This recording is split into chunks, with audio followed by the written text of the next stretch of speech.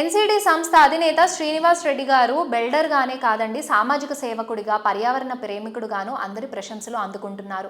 NAREDCO committee మెంటర్గాను నిర్మాణ రంగానికి విలువైన సేవలు అందిస్తున్నారు. నిఖిల సంస్థ సేవలను మరింత విస్తరిస్తూ త్వరలో హైదరాబాద్ సౌత్ సైడ్లో ఒక కొత్త ప్రాజెక్ట్ కూడా లాంచ్ చేయడానికి రెడీ అవుతున్నారు.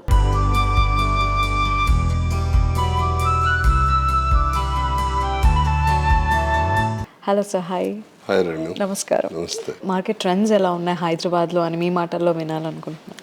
So Hyderabad is always positive trend.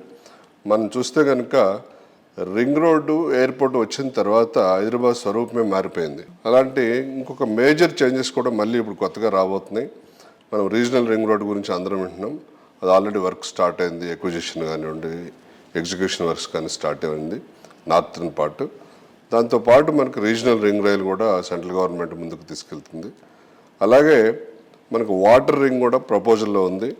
ఈ ఇన్ఫ్రాస్ట్రక్చర్ అంతా కనుక డెవలప్ అయితే హైదరాబాద్ రూపురేఖలు మరింత మారిపోతుంది. ఇప్పటికే మనం విశ్వనగరంగా పేరు సంపాదించడం జరిగింది. ఇది ఇంకా డబల్ అయి త్రిబుల్ అయి మంచి అభివృద్ధితో పాటు మనందరికీ కూడా మంచి లాభాలు కూడా తీసుకొచ్చే నగరంగా రూపొందబోతుంది. ఎందుకంటే మనకి ఈ గ్లోబల్ క్యాపబిలిటీ సెంటర్స్ దేశంలో బెంగళూరుకి ఎక్కువగా వచ్చినాయి ఫస్ట్.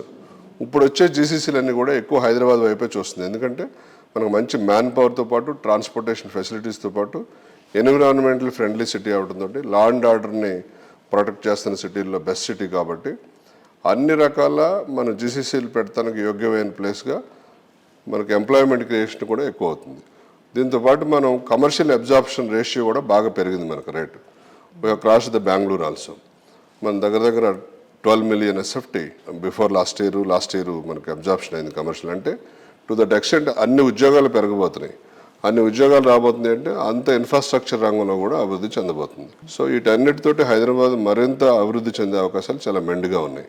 ఓకే, వెస్ట్ జోన్ అనేది కళ్ళు చెదిరే విధంగా డెవలప్ అవుతూ వస్తూ ఉంది. సో వెస్ట్ జోన్ అనగానే ఒక బ్రాండ్, దాట్ ఈస్ నిఖిల, ఒక బ్రాండ్ క్రియేట్ చేసేసింది వెస్ట్ జోన్లో. సో వెస్ట్ జోన్ ఎలా డెవలప్ అవుతుంది, ఫర్దర్గా వెస్ట్ జోన్ ఎలా ఉండబోతుందని మీరు అనుకుంటున్నారు? వెస్ట్ జోన్కు ఉన్న అడ్వాంటేజ్ ఏంటంటే మనకి Gachibowli, cyber city, financial district, Neopolis, ఈ ఐటీ హబ్లు అన్నీ కూడా ఈ జోన్లో ఉండటం వల్ల వెస్ట్ జోన్కి మంచి డిమాండ్ వచ్చి ఆదరణ బాగా ఉండి గ్రోత్ కూడా బాగా వచ్చింది. రిటర్న్ ఆన్ ఇన్వెస్ట్మెంట్ కూడా బాగా వచ్చింది. అందరూ కొనుక్కున్న వాళ్ళకి కూడా అదే కంటిన్యూ అవుతుంది. ఇప్పుడు మన ప్రస్తుతం గవర్నమెంట్ ఏదైతే ఫ్యూచర్ సిటీ అనౌన్స్ చేశారో, అలాగే ఈ regional ring road, Musi reservation చేస్తున్నారు ఫస్ట్ ఫేజు, వీటన్నిటితోటి ఈ అభివృద్ధి కూడా 4 పక్కలకి షిఫ్ట్ అయ్యే అవకాశం ఉంది.